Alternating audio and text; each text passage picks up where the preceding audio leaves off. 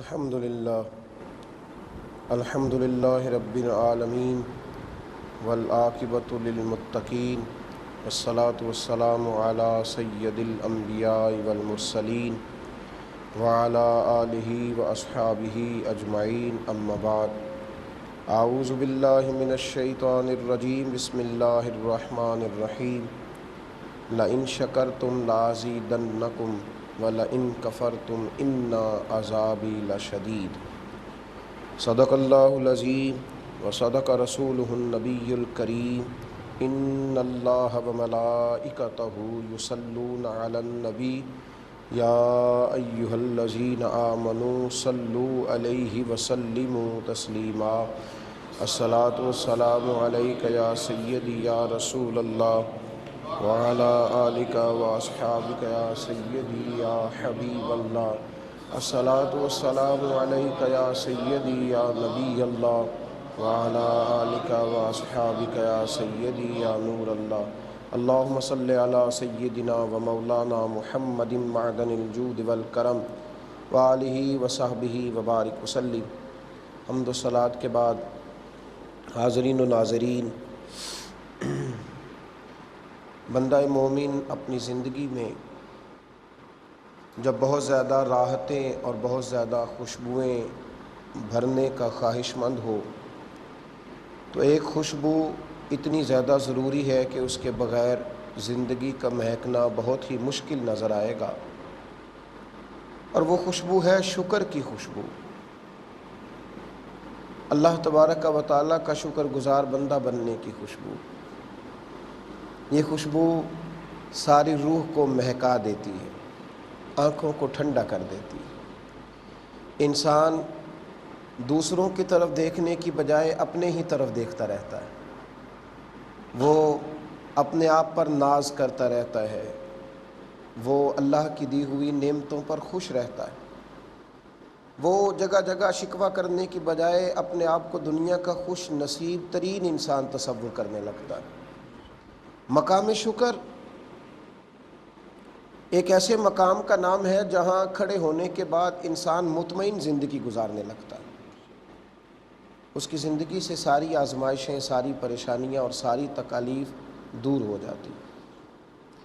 قرآن مجید فرقان حمید میں اللہ تبارک و تعالیٰ نے ارشاد فرمایا کہ لَئِن شَكَرْتُمْ لَأَزِيدَنَّكُمْ، فرمایا اگر تم شکر کرو گے، اگر تم شکر کرو گے تو میں ضرور تمہیں اور عطا فرماؤں گا۔ نعمت پر شکر کرو گے تو اللہ تمہیں زیادہ عطا کرے گا۔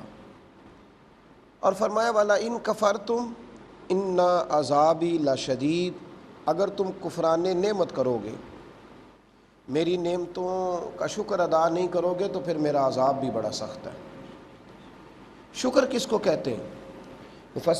مفسرین کرام نے لکھا ہے شکر نعمت کے تصور کا نام ہے۔ آپ تصور کریں کہ اللہ نے مجھے کتنی نعمتیں عطا فرمائیں، اور پھر جب آپ تصور کر لیں کہ میرے پاس کیا ہے، پھر اس نعمت کے اظہار کرنے کا نام۔ پھر سمجھیے گا بات کو کہ آپ تصور کریں کہ اللہ نے مجھے آنکھیں عطا فرمائیں، اور یہ آنکھیں کتنی بڑی نعمت ہے۔ آپ تصور کریں کہ اللہ نے مجھے قوت گویائی عطا فرمائی، یہ کتنی بڑی نعمت ہے۔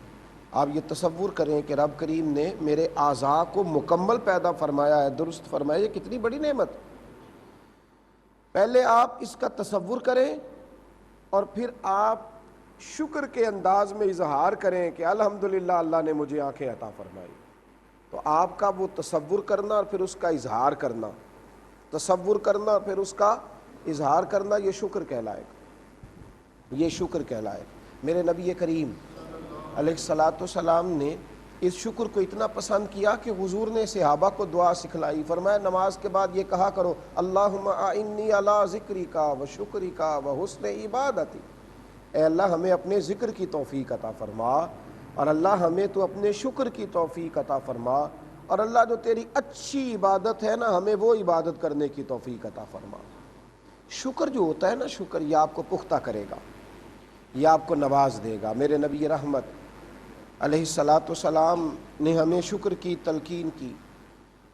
جب آپ شکر کرتے ہیں نا تو اس کا فائدہ یہ ہوتا ہے کہ پچھلی نعمتیں محفوظ ہو جاتی ہیں۔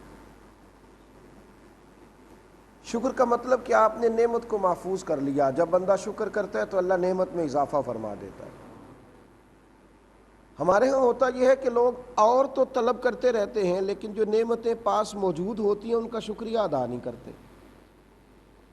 آپ یہ غور کریں کہ جس آدمی کے پاس پیسے نہیں ہیں وہ سارا دن اللہ کی بارگاہ سے دولت طلب کرتا ہے، چلے اچھی بات ہے، دعا کرنی چاہیے، رزق حلال طلب کرنا چاہیے، لیکن صبح سے شام تک وہ رزق کی طلب میں تو لگا رہا، لیکن اللہ نے جو جس صحت کی نعمت دی تھی اس کا شکریہ کب ادا کرنا ہے؟ پیسے تو اس نے صبح و شام اللہ سے طلب کیے، اور جو اللہ تبارک و تعالیٰ نے اسے اولاد کی نعمت دی تھی اس کا شکر کب ادا کرنا؟ پیسے تو وہ صبح و شام طلب کرتا رہا، ایک دکھ جو اسے موجود تھا اس دکھ کا تو وہ روز اظہار کرتا رہا، اور وہ جو رب کریم نے اسے اچھے اور نیک دوست عطا فرمائے تھے اس کا شکریہ کب ادا کرنا ہے؟ اور وہ اللہ تبارک و تعالیٰ کی بارگاہ سے مال کا مطالبہ تو کرتا ہے، تو کبھی 2 نفل پڑھ کے یہ بھی شکر ادا کر لیتا کہ رب کریم نے مجھے اپنے پیارے محبوب کی امت میں پیدا فرمایا ہے، کبھی ادھر بھی وہ توجہ کرتا۔ جو چیز موجود نہیں ہے اس کا مطالبہ ہے، اور جو ہمارے پاس موجود ہے اس کا شکریہ ادا کرنے کا کوئی طریقہ موجود نہیں ہے۔ میرے عزیزوں، میرے بھائیوں، اس بات کو سمجھ لیں کہ جب ہمارے اندر یہ شعور پیدا ہوگا نا کہ ہم نے شکر ادا کرنا ہے، تو پھر یہ ادا تو میرے رب کریم کو محبوب ہی بڑی ہے جب بندہ شکر ادا کرتا ہے۔ نبی کریم علیہ الصلاۃ والسلام فرماتے ہیں قیامت کے دن اللہ تبارک و تعالیٰ فرمائے گا کہ وہ حمد کرنے والے کہاں ہیں؟ کھڑے ہو جائیں، 70,000 لوگ کھڑے ہوں گے۔ اللہ کریم فرمائے گا تم سے کوئی حساب کتاب نہیں لیا جائے گا، تم بغیر حساب کتاب جنت میں داخل ہو جاؤ۔ تو فرشتے اللہ کی بارگاہ میں عرض کریں گے یا اللہ یہ حمد کرنے والے کون ہیں؟ ان سے کوئی حساب کتاب نہیں، کوئی میزان عمل نہیں۔ تو رب کریم فرمائے گا یہ میرے وہ بندے ہیں جو ہر حال میں میرا شکر ہی ادا کرتے رہتے، جو ہر حال میں شکریہ ادا کرتے تھے، یہ شاکی نہیں تھے۔ ایک روایت میں نبی کریم علیہ الصلاۃ والسلام نے حضور نے اپنے حکمت بھرے انداز میں بات سمجھائی، اور حضور کے دندان مبارک سے وہ حکمت افروز جملے ترتیب پائے تو انداز دیکھیے۔ حضور فرماتے ہیں کہ رب فرماتا ہے جب میں اپنے بندے کو بیمار کرتا ہوں اور پھر وہ میرا شکوہ نہیں کرتا، اور جب لوگ تیمارداری کرنے آتے ہیں تو وہ ان سے میرا گلہ کوئی نہیں کرتا، دیکھو میرے اللہ نے مجھے بیمار کر دیا، دیکھو اس کی حکمت ہے۔ فرمایا میں بندے کو بیمار کرتا ہوں پھر وہ میرا شکوہ نہیں کرتا، میرا گلہ نہیں کرتا، تیمارداری کرنے والوں کے سامنے کوئی کسی قسم کا اپنی زبان سے وہ شاکی نہیں ہوتا۔ تو نبی کریم علیہ الصلاۃ والسلام فرماتے ہیں پھر میں اسے اس گوشت سے بہتر گوشت عطا کر دیتا ہوں، اور اس خون سے بہتر خون عطا کر دیتا ہوں، اور اگر اس بیماری میں وہ دنیا سے جائے تو میں اسے بغیر حساب کتاب جنت عطا فرما دوں گا، کیونکہ وہ شکوہ نہیں کر رہا، وہ شکایت نہیں کر رہا۔ شکایتیں بہت بڑھتی چلی جا رہی، بہت زیادہ، ہمارا مزاج بن گیا۔ حضرت رابعہ بصریہ رحمۃ اللہ علیہ، آپ کے پڑوس میں ایک نوجوان رہا کرتا تھا۔ تھوڑی آبادی ہوتی تھی تو دیہاتوں اور محلوں کے اندر جو لوگ شروع سے رہ رہے ہوتے تھے وہ ایک دوسرے کو بڑا قریب سے جانتے۔ اس نوجوان کی عمر بھی کوئی 30-35 سال کے قریب اس جوان کی ہو گئی تھی، تو آپ اس جوان کو جانتی تھیں، اکثر وہ گلی میں ملاقات ہو جاتی۔ ایک دن وہ اپنی گلی سے نکلا تو جناب رابعہ بصریہ رحمۃ اللہ علیہ کی ملاقات ہوئی، تو حضرت بی بی صاحبہ نے اس کو دیکھا تو اس نے اپنے سر پہ پٹی باندھی ہوئی تھی۔ تو آپ فرمانے لگے بیٹے کیا ہوا، سر پہ پٹی کیوں باندھی ہے؟ تو کہنے لگے اماں جی سر میں درد ہوتا ہے، پٹی باندھی ہے۔ تو درویش لوگ تھے رب کریم کے بندے تھے، اپنے انداز میں بات فرمانے لگی، کہنے لگی بیٹے کتنی عمر ہو گئی؟ کہنے لگا 35 سال کے لگ بھگ ہو گئی۔ فرمانے لگی پہلے تو کبھی درد نہیں ہوا سر میں؟ کہا اماں جی نہیں ہوا، پہلے دن ہوا ہے؟ جی اماں پہلے دن ہوا ہے۔ فرمانے لگی 35 سال رب نے تجھے شفا دی، تو نے شکر کی ایک پٹی بھی نہیں باندھی، اور آج پہلے دن درد ہوا ہے تو شکوے کی پٹی پہلے دن ہی باندھ لی ہے۔ اور لوگوں کو بتاتا پھرتا ہے کہ سر میں درد ہے، شکر کی پٹی تو نے۔ یہ جب لوگوں کے حالات صحیح ہوتے ہیں تو کبھی کسی نے کسی مولوی سے، درویش سے، عالم سے آ کے پوچھا ہے کہ آج کل دکان بڑی صحیح چل رہی ہے، بتائیں شکریہ کیسے ادا کرنا ہے؟ جب حالات خراب ہوتے ہیں لوگ وظیفے پوچھنے آ جاتے ہیں، جب حالات بگڑ جاتے ہیں تو لوگ پوچھتے ہیں کہ اب یہ صحیح کیسے ہونے ہیں۔ تو آپ اچھے حالات میں بھی تو آ کے سوال کریں نا کہ اللہ کا شکر کیسے ادا کرنا۔ جب انسان شکر گزار ہوتا ہے، شکر گزار، پھر وہ جھکنے والا ہوتا ہے، پھر اس کا لب و لہجہ عاجزی والا ہوتا ہے، پھر اس کے انداز اتنے اچھے ہوتے ہیں کہ یوں لگتا ہے کہ دنیا کا یہ خوش قسمت ترین آدمی ہے۔ یاد رکھیں، خوش قسمت ترین آدمی زیادہ مالدار نہیں ہوتا، جس کی شہرت زیادہ ہوتی ہے وہ زیادہ خوش قسمت نہیں ہوتا، بلکہ زیادہ خوش قسمت وہ ہوتا ہے جسے اللہ شکر کی توفیق عطا فرما دے۔ جسے اللہ شکر کی توفیق دے دے وہ بڑا خوش قسمت اور خوش نصیب آدمی ہوتا ہے۔ ہمارے ہاں شکر کا ماحول آہستہ آہستہ کم ہوتا چلا جا رہا ہے۔ یعنی آپ کسی شخص سے بھی پوچھ لیں، اس کے پاس سارا کچھ موجود ہے، تو جو چیز موجود نہیں وہ اس کا شکوہ کرتا نظر آئے۔ اللہ کے بندے اس کا شکر ادا کرنے والے، رب کے بندے اس کی بارگاہ میں جھکنے والے، اللہ کے بندے اس کے حضور ناز حاضری دینے والے۔ میرے نبی کریم علیہ الصلاۃ والسلام نے اس شکر کا انداز کچھ اس طرح اپنایا۔ اگر آپ حضور علیہ السلام کی حیات طیبہ پر نظر ڈالیں نا، تو زندگی کی جو ظاہری ضروریات ہمارے ہاں ہوتی ہیں وہ ساری وہاں موجود نہیں تھی۔ مطلب مہینہ مہینہ کھانا نہیں پکتا، کپڑے ہیں کہ ان پر پیوند لگے ہوئے ہیں، اور کاشانہ نور کا یہ حال ہے کہ ہاتھ کھڑا کریں تو چھت کو لگتا ہے، چٹائی ٹوٹی ہوئی ہے۔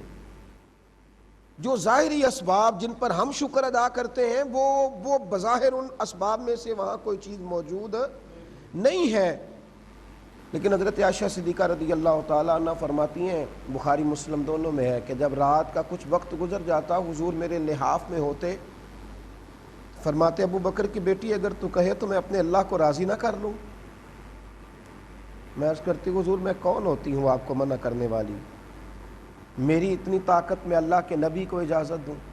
فرماتی ہیں رسول پاک نہ مصلی بچھاتے اور مصلی پر کھڑے ہوتے، اور پھر میں دیکھتی کہ ایک آیت پڑھتے ہی ساری رات گزر جاتی، طویل قیام ہوتا، حضور ایک آیت پڑھتے جاتے اور روتے جاتے، آیت پڑھتے جاتے اور روتے جاتے۔ اس قدر زیادہ اللہ کے محبوب کا قیام طویل ہوتا کہ قدموں میں ورم آ جاتے، پیر مبارک حضور کے ورم آ جاتا۔ فرماتی ہیں کہ جب صبح ہوتی نا تو میں عرض کرتی یا رسول اللہ صلی اللہ علیہ وسلم، رب کریم نے آپ کو اپنا حبیب بنایا ہے، نبیوں کا سلطان بنایا ہے، سید الرسل بنایا ہے، قیامت میں اللہ تعالیٰ آپ کو شفاعت کا اختیار عطا فرمائے گا، تو اتنی سارے اعزازات ہیں، اور ساری رات رونا، ساری رات آہوزاری کرنا، یا رسول اللہ صلی اللہ علیہ وسلم یہ کیا ہے؟ تو محبوب فرمانے لگے عائشہ تم نے گنوایا ہے نا کہ اللہ نے میرے اوپر بڑی نعمتیں کی ہیں؟ یا رسول اللہ صلی اللہ علیہ وسلم بالکل۔ تو حضور فرمانے لگے افلا اکون عبدا شکورا، تو کیا پھر میں اللہ کا شکر گزار بندہ نہ بنوں؟ گویا محبوب فرماتے ہیں کہ یہ جو میں رات مصلی پہ کھڑا رہا اور یہ جو میرے پیروں میں ورم آ گئے، اور یہ جو تم نے دیکھا کہ میں نے آنسو بہا کر رات بتا دی، تو حضور فرمانے لگے یہ سارا کچھ میں نے رب کریم کا شکریہ ادا کرنے کے لیے کیا، یہ اس کا شکر گزار بندہ بننے کے لیے میں نے یہ کام کیا ہے۔ میرے نبی کریم علیہ وآلہ وسلم نے ارشاد فرمایا جس بندے کو 4 چیزیں مل گئی نا، اسے دنیا بھی مل گئی اور آخرت بھی مل گئی۔ کتنی چیزیں جی؟ 4۔ جس کو 4 چیزیں مل گئی، دنیا بھی مل گئی اور آخرت بھی۔ تو حضرت ابن عباس رضی اللہ تعالیٰ عنہ فرماتے میں نے عرض کی یا رسول اللہ وہ 4 چیزیں کون سی ہیں؟ تو حضور نے فرمایا جسے شکر کرنے والا دل مل گیا، اور جسے ذکر کرنے والی زبان مل گئی، اور حضور فرمانے لگے جسے صبر کرنے والا وجود مل گیا، اور جسے فرما بردار بیوی مل گئی، جسے یہ 4 چیزیں میسر آئیں اللہ نے اسے دنیا بھی عطا کر دی اور آخرت بھی عطا کر دی۔ اب شکر کیسے کریں گے؟ اس کا طریقہ کیا ہوگا؟ شکر ایک احساس کا نام ہے، شکر کا معنی یہ تھوڑی ہے کہ آپ تسبیح لے لیں گے اور شکر شکر کا لفظ ادا کریں گے. شکر ایک احساس کا نام ہے، اور ایک ہے آپ اپنی زبان سے لفظ ادا کریں. ان کی بھی بڑی قیمت ہے، ان کی بھی بڑی ضرورت ہے، لیکن آپ شکر یہ ہے کہ آپ کا وجود اور آپ کی سوچ اور آپ کے دائیں بائیں رہنے والے لوگ بتائیں گے کہ آپ شکر گزار ہیں کہ آپ شکوہ کرنے والے ہیں. اگر تو آپ جس حال میں ہیں اور اس حال میں راضی رہتے ہیں پھر آپ شکر گزار ہیں. اگر آپ نے اللہ کی نعمتوں کو اپنایا ہے تو آپ کی زبان جب بھی بولتی ہے الحمدللہ ہی بولتی ہے، اور آپ کا صبح و شام کا انداز بتاتا ہے کہ آپ اپنے رب کی رضا پر بڑے راضی ہیں، تو پھر تو آپ شکر گزار ہیں.